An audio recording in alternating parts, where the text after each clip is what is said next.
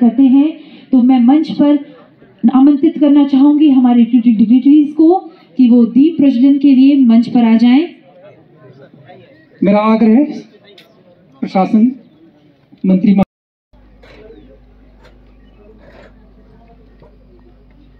थोड़ा सामने से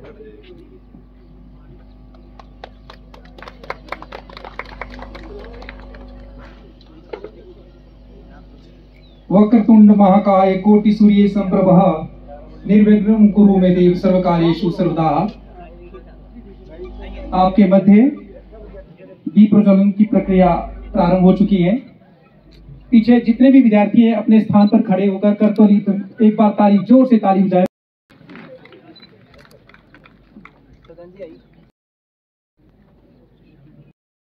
अच्छा, आपने कुछ भाषा सर एक्सक्यूज मी सर, एक सेकंड सर, मैं 30 सेकंड में एक छोटा सा क्वेश्चन पूछ रहा हूँ सर।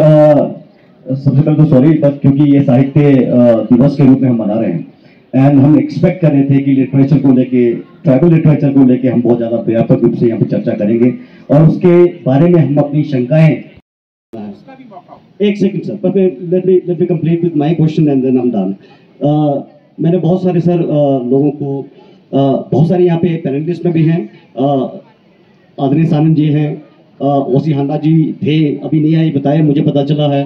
मैंने बहुत सारे राइटर्स को पढ़ा सर 24 सालों में। मैंने ऑलमोस्ट, क्योंकि मैं समझता हूँ कि शोध के लिए पढ़ना और जानना, और मुझे फॉरेन जो हमारे ऑथर्स हैं उनकी बात नहीं करूँगा, पर इंडियन ऑथर्स में जिन लोगों ने ट्राइबल कल्चर के बारे में, खास करके हिमालयन क्षेत्र के बारे में जो कुछ भी उन्होंने लिखा है, कोई पब्लिकेशन उनकी हुई है, सक्सेना जी है जिन्होंने, उनकी पब्लिकेशन नहीं हुई है पर सांगला क्षेत्र में काम किया है, ओसी हांडा जी हैं, आपका लक्ष्मण ठाकुर जी हैं, शुरुआत के दिनों में आपके जोशी जी, टीकाराम जोशी जी जो अब नहीं है, मैंने उन सब के साहित्यों को पढ़ा सर। एक चीज़ जो मैं समझ पा रहा हूँ कि साहित्य इनहेरिट होती है भाषा के दम पे। आपकी भाषा नहीं है तो फिर आपके कल्चरल और आपका ट्रेडिशनल जो आपका सिस्टम है वो आगे इनहेरिट नहीं होगा। तो मेरा कंसर्न सब ऐसा है कि भाषा के क्षेत्र में ये जितने भी पैनल के लोग हैं वो थोड़ा सा चिंता करें कि हम भाषा क्षेत्र में भी शोध करें और उस भाषा की उत्पत्ति को कैसे संरक्षित हम रख सकते हैं उस पर कार्य करें।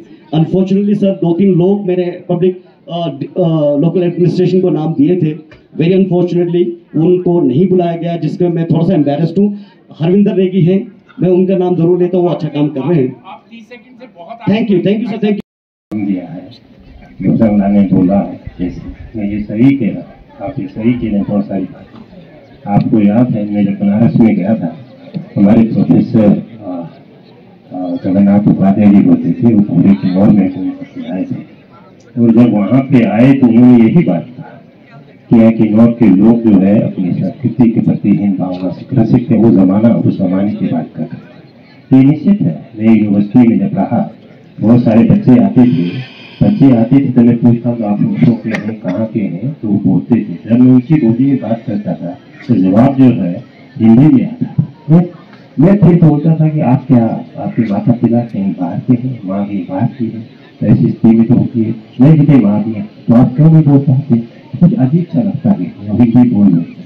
तो जब हमने ये बातें शुरू की तो बाद में वो जो हमारे यूनिवर्सिटी में जितने भी किन्नौर मीडिया के जो बच्चे लोग होते थे वो अपनी बोली में इतनी ठेठ उससे बोलते थे, हमको परेशानी होती थी।